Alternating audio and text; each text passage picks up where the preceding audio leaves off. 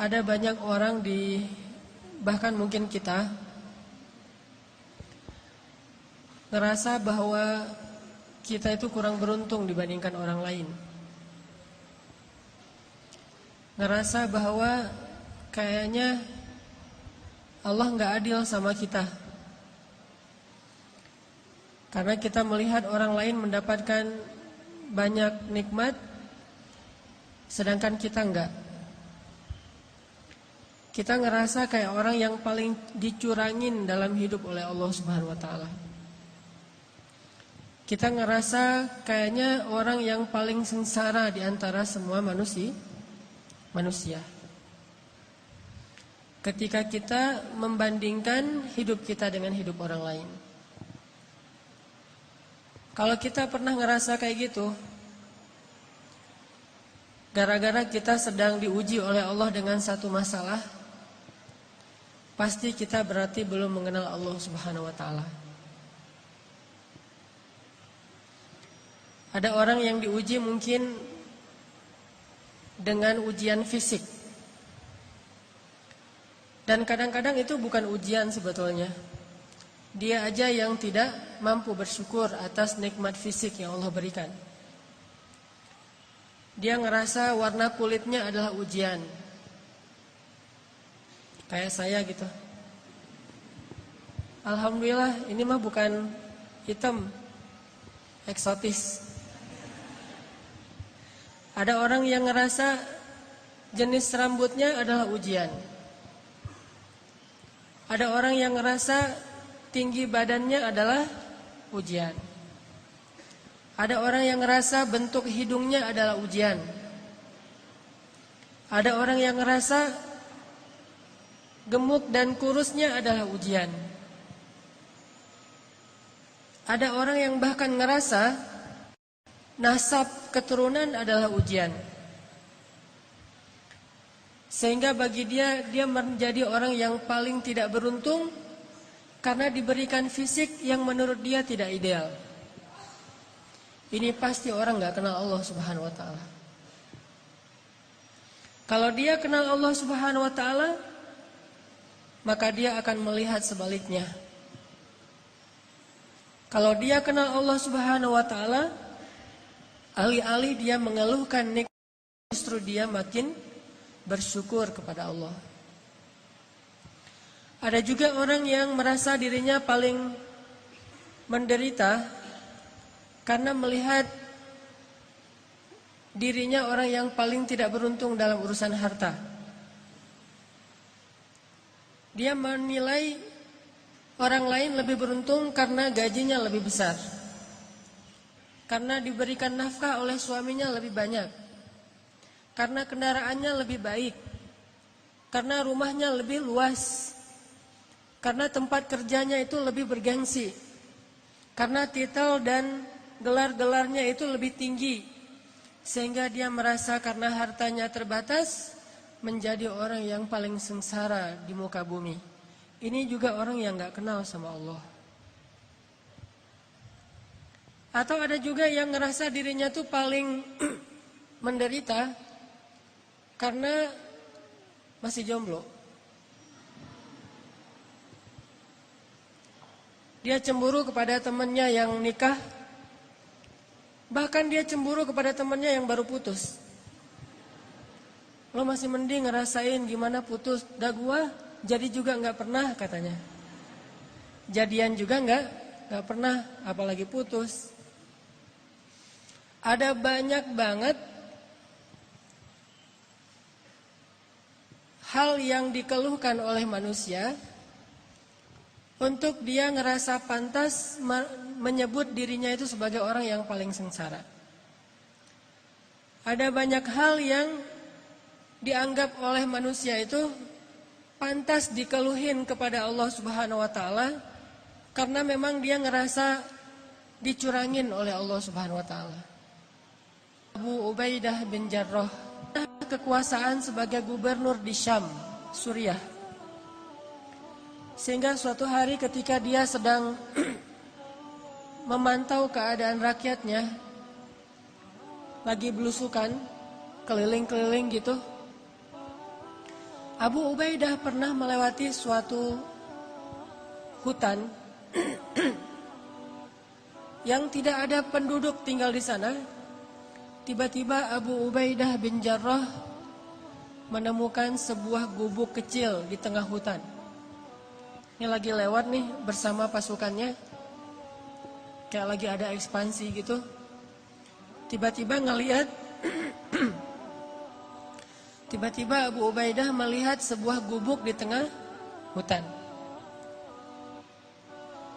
Terus karena penasaran, Abu Ubaidah pun mendekat ke gubuk itu. Dari luar gubuk, Abu Ubaidah mendengar suara seorang laki bertahmid kepada Allah. Dari luar kedengaran ada seorang laki-laki bertahmid kepada Allah. Dia berucap, Alhamdulillah, Alhamdulillah, Alhamdulillah, Alhamdulillah, Alhamdulillah, Alhamdulillah. Terus dia bertahmid, memuji-muji Allah Subhanahu wa taala. Sehingga akhirnya Abu Ubaidah menjadi kepo. Mulailah Abu Ubaidah stalking. Ngepoin, ini siapa nih yang punya akun? Kok postingannya itu positif terus gitu?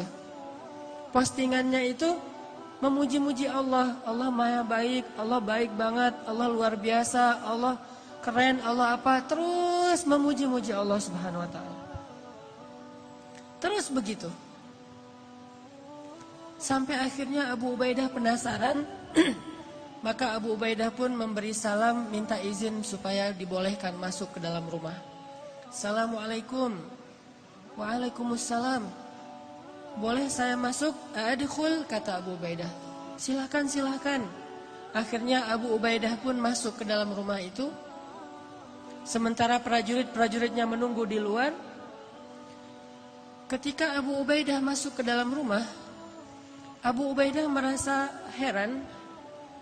Karena dia melihat di dalam rumah itu hanya ada seorang kakek-kakek yang terbaring di atas tanah, gak punya kasur, bahkan gak punya tikar, gak punya bantal, benar-benar terbaring di atas tanah, dan rumahnya kosong, tidak ada perabotan apapun. Gak ada tempat tidur, gak ada lemari, gak ada dapur, ya satu ruangan gubuk itu aja. Dan dia melihat seorang kakek-kakek terbaring sedang memuji-muji Allah Subhanahu wa taala. Ketika Abu Ubaidah mendekat kepada kakek ini, ternyata Abu Ubaidah baru ngeh kakek ini adalah seorang tunanetra.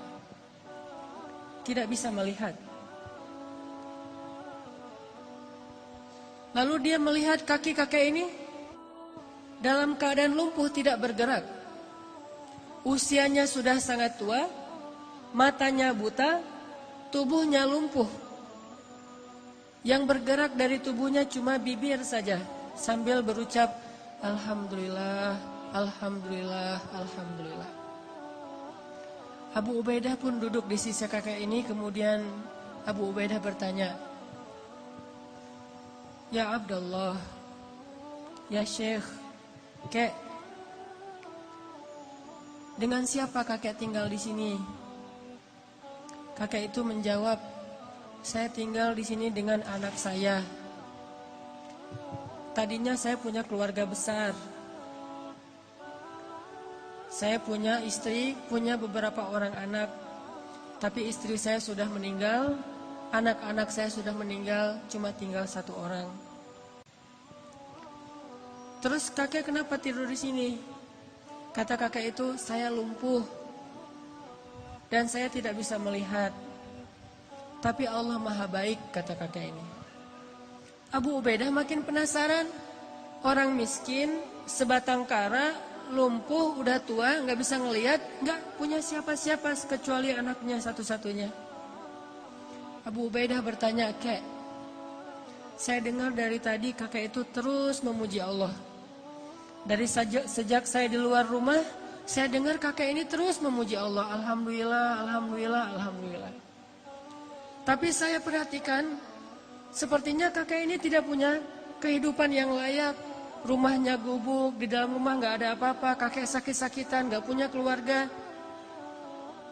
Saya penasaran apa yang kakek syukuri kepada Allah sehingga kakek tidak berhenti mengucapkan Alhamdulillah. Perasaan nikmatnya kayak gini-gini aja nih. Terus apa yang kakek syukuri? Kakek ini tersenyum. Kemudian kakek ini mengatakan, wahai Tuan, ada 2 nikmat yang diberikan Allah kepada saya, dan itu lebih saya cintai daripada dunia dan seisinya. Yang nikmat ini tidak diberikan kecuali kepada orang-orang yang Allah cintai saja. Ada 2 nikmat yang diberikan Allah kepada saya, yang nikmat ini khusus hanya diberikan oleh Allah kepada hamba-hamba yang Allah cintai. Dan 2 nikmat ini lebih saya sukai daripada dunia dan seisinya. Lebih saya sukai daripada keluarga, lebih saya sukai daripada harta, lebih saya sukai daripada jabatan, lebih saya sukai daripada kesehatan fisik. Karena 2 nikmat ini hanya Allah berikan kepada orang yang Allah cintai. Akhirnya Abu Ubaidah bertanya, ya Syekh, kek, apa 2 nikmat yang Allah berikan kepada kakek yang tidak diberikan kepada sembarangan orang, hanya diberikan kepada orang-orang yang Allah cintai? Kakek ini menjawab, 2 nikmat itu adalah qalban syakiran wa lisanan dzakiran. 2 nikmat yang diberikan Allah hanya kepada orang yang Allah cintai adalah nikmat hati yang selalu mampu bersyukur dan nikmat lisan yang selalu mampu berzikir. Makanya kakek ini mengatakan, saya mendapatkan 2 nikmat yang Allah tidak berikan kepada siapapun kecuali kepada kekasihnya, yaitu nikmat qalban syakiran. Saya selalu bersyukur, saya selalu merasa bahagia, saya selalu merasa cukup. Walisanan dzakiran, dan lisan saya dibimbing dengan hati yang bersyukur itu untuk selalu berzikir, memuji Allah Subhanahu wa taala.